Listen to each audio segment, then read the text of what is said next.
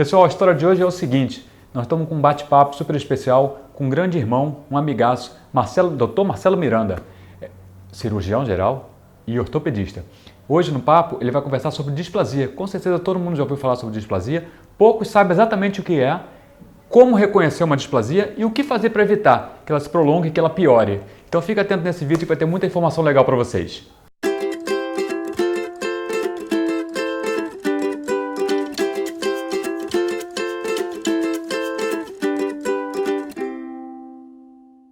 Antes de começar mais esse vídeo com o Dr. Marcelo Miranda, eu queria fazer aquele pedido para vocês. Para quem não se inscreveu no nosso canal no YouTube ainda, entra lá, inscreva-se, compartilhe nossos vídeos com os amigos, que tem muito assunto interessante, vai ser importante você compartilhar informação que acrescenta para todo mundo. E outra coisa, dá aquela curtidinha, bota seu comentário, sua crítica, sua observação, sua sugestão, o que vocês quiserem. É importante vocês interagirem com a gente. Então, doutor Marcelo, primeiro, obrigado por ter aceitado nosso convite aí, para esclarecer para todo mundo aí sobre displasia. Hoje a gente vai falar bastante sobre displasia.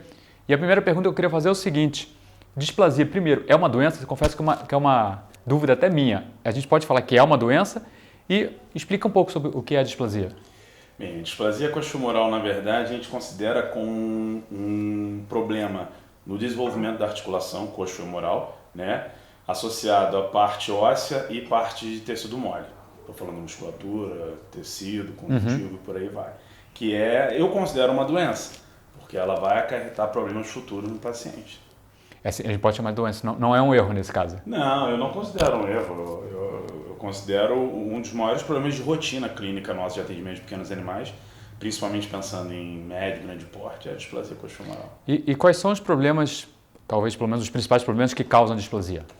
Bem, aí a gente está pensando em duas visões, né? A displasia coxofemoral, ela tem uma carga genética grande, né? Congênita grande, então você pode ser aquele paciente que já nasce já muito jovenzinho, com menos de 4, 6 meses, já apresentando clínica, então ele tem uma carga genética bem que gera predisposição, né? Ou aquele animal que não, que ele nasce bem, desenvolve-se e com uma etapa da vida ele começa a apresentar as alterações clínicas, né? Não existe uma só via de... A alimentação entra também como um fator, não? Ela entra como um fator de predisposição peso, né? O peso em si ele é um fator prejudicial no desenvolvimento da displasia coxofemoral em si. E falando da parte que você falou que é hereditária, que pode ser hereditária, que acho que talvez é um dos principais, tem uma carga genética grande. Acho que vale talvez fazer aqui uma observação sobre a questão de criadores, né? Porque aí é onde você adquiriu um animal, né? Você tem essa referência, porque o criador sério, ele tem esse controle da displasia. Cara, isso gera uma certa discussão em colegas e até criadores, né? Do controle. Eu acho o controle bem complexo, porque a gente está falando de genética, né? Então, se você pegar aí, por exemplo, cães que são displásicos, pegar uma ninhada deles, 7% a possibilidade de ter um cão saudável, tá? E aí, como infelizmente na rotina do mercado, nem todo mundo realmente tem esse conhecimento técnico, ou até mesmo não está pensando somente na questão da saúde do animal, não está muito preocupado se... Então, justamente, mas eu acho que é esse ponto que é legal de deixar, né? Talvez você tenha essa referência do quanto sério é esse criador, porque eu acho que... Eu tenho contato com bastante criador. Ajuda. Eu tenho contato com bastante criador e eu sei assim, dos que fazem realmente a seleção. Então, assim, que tem esse cuidado, mas não reproduz mais aquele animal porque sabe que ele já passou alguma vez. Isso sim, isso aí... E aí diminui muito a chance. Diminui, mas mesmo assim a gente está falando com a possibilidade somente da genética, né? Sim. Agora, aquele animal que nasce, que tem que não apresentou clínica inicial, os pais realmente não apresentam, tem um histórico, mas é um animal que de repente com seus 60 dias... foi lá para um proprietário específico e todo o fator externo, peso, piso, exercício, isso tem uma influência. Aí, de repente esse animal desenvolve a displasia, aí as pessoas querem fazer um retroativo. Sim, aí é outro caso, com certeza. E existem algumas raças que têm mais tendência a ter problemas de displasia? As raças de médio e grande porte, cães de trabalho, aí a gente entra naquele trivial, pastor alemão, Rottweiler... São cães, Labrador. Golden Retriever, Labrador. São cães que, hoje em dia, o que eu pego mais na rotina de consultório é Golden Retriever. É mais que labrador? Porque eu sempre ouvi mais labrador, assim, não sei. Mas eu acho que o boom do labrador deu uma diminuída. Entendi. Agora, Golden Retriever eu pego muito, muito. E, consequentemente, você pega a displasia coxomoral como uma causa de um problema e, às vezes, muitas das vezes, você pega também problemas em membros torácicos, né? Cotovelo, ombro. Consequência da displasia. Consequência da displasia. Pode ter essa causa. E aí, isso provavelmente porque a pessoa demorou muito para diagnosticar ou não? Demorou para muito. Diagnosticar, às vezes, todo aquele controle, que são controles de tratamento conservador, como controle de peso, evitar o piso liso, respeitar o limite que o animal você possa desenvolver de exercício, isso tudo você vai ter uma sobrecarga. E nessa sobrecarga ele joga o peso para frente, né? E aí justamente ocorre a sobrecarga dos membros torácicos. E tem alguma coisa que a gente pode observar no dia a dia, assim, o tutor pode observar no dia a dia para começar a identificar, para pegar logo no início assim, no caso mesmo observar mesmo. Pensando nos jovens, que a displasia ela é simples e ao mesmo tempo ela, dependendo com quem a gente está lidando, principalmente fator idade, você tem uma característica, né? Pensando no jovem, pensando naquele cachorrinho jovem, o tutor pode ficar preocupado a partir do momento que o animal não consegue ficar em estação, que seriam os 4 apoios, em pezinho, não fica muito tempo em pé, então isso já é algo que chama atenção. O andar rebolativo eu levo mais para o cão de média idade. O jovem ele tem o desenvolvimento, então ainda mais cão de grande porte, ele tem um andar rebolativo por si só, não seria taxativo.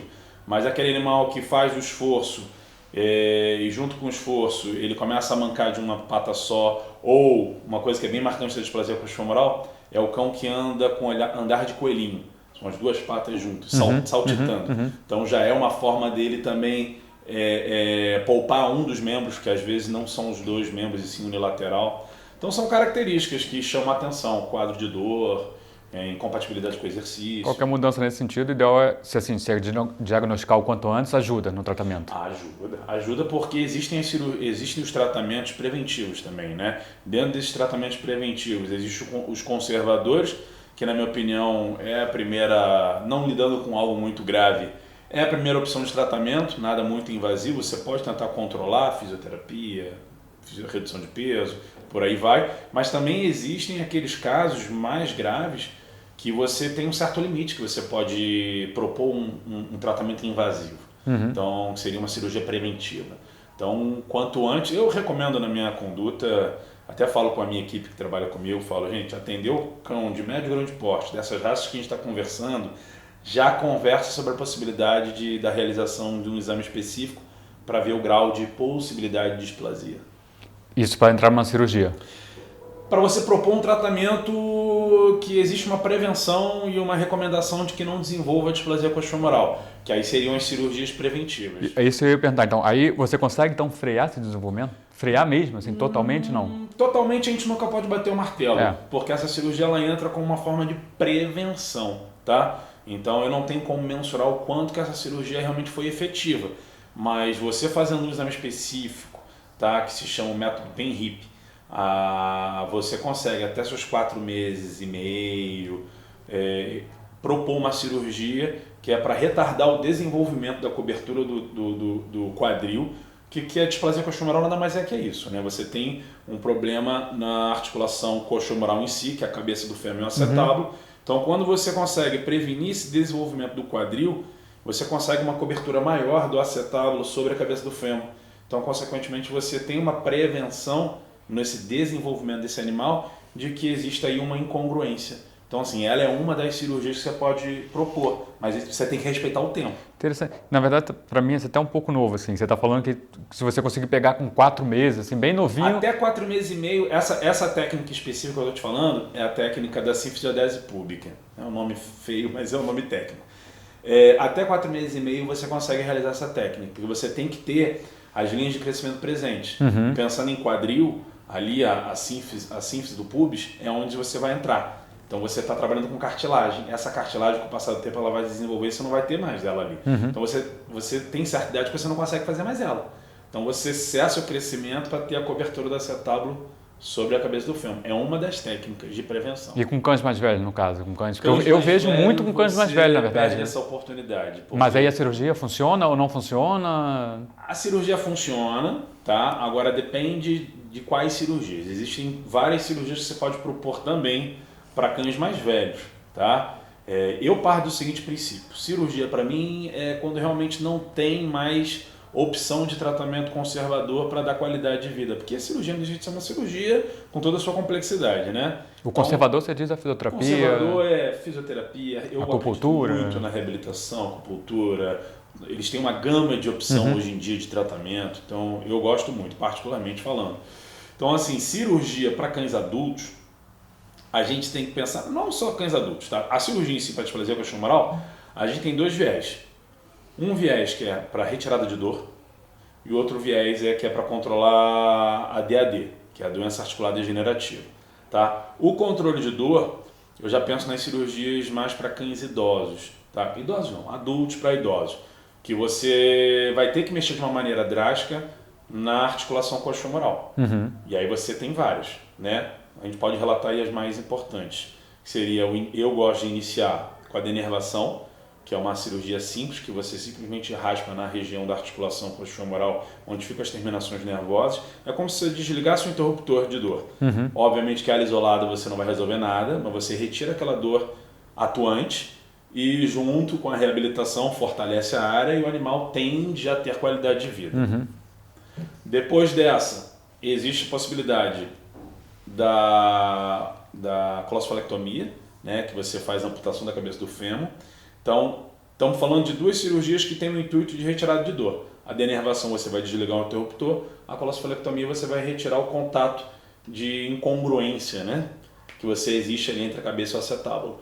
E o padrão ouro, que é a artroplastia da articulação coxofemoral. Padrão ouro é o nome ou é o que você chama de melhor? Padrão ouro é o que eu justifico. Entendi. Como, assim, tem condições financeiras de tempo, porque realmente é uma cirurgia cara, que é o que tem hoje na linha humana. Você faz a substituição total da articulação coxofemoral. Você vai trocar o acetábulo por uma prótese, a cabeça do fêmur e colo femoral por uma prótese. Então a tendência é que você tenha uma qualidade de vida para o animal muito grande. Você está com uma nova articulação. E pode-se dizer, lógico que nunca está achando 100%, mas pode dizer que você segura bem a evolução, você fazendo essa que você chama de top. Aí, olha, você pegando um cirurgião com experiência, com rotina, né, com boas próteses, obviamente cada caso é um caso, mas a gente tem visto bons resultados, até nível Brasil.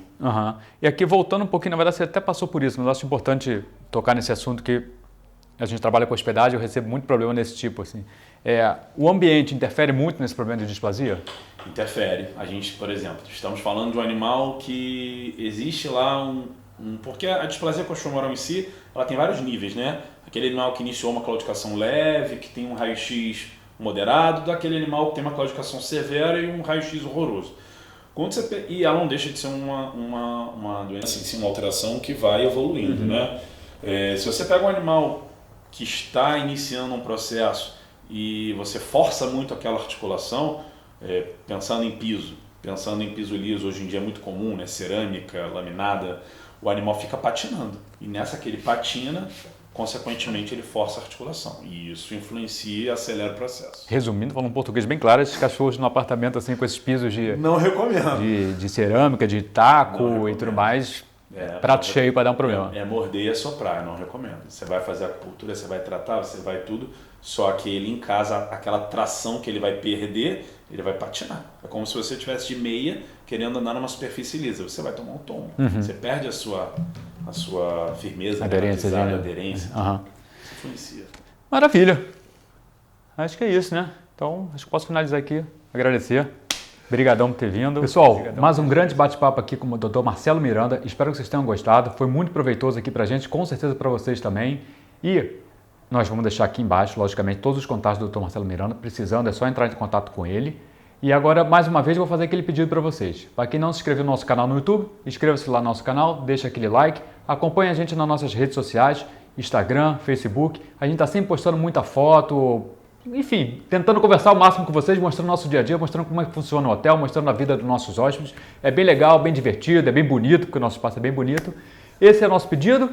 Como diz minha filha, que ela já mudou um pouquinho. Beijo, tchau!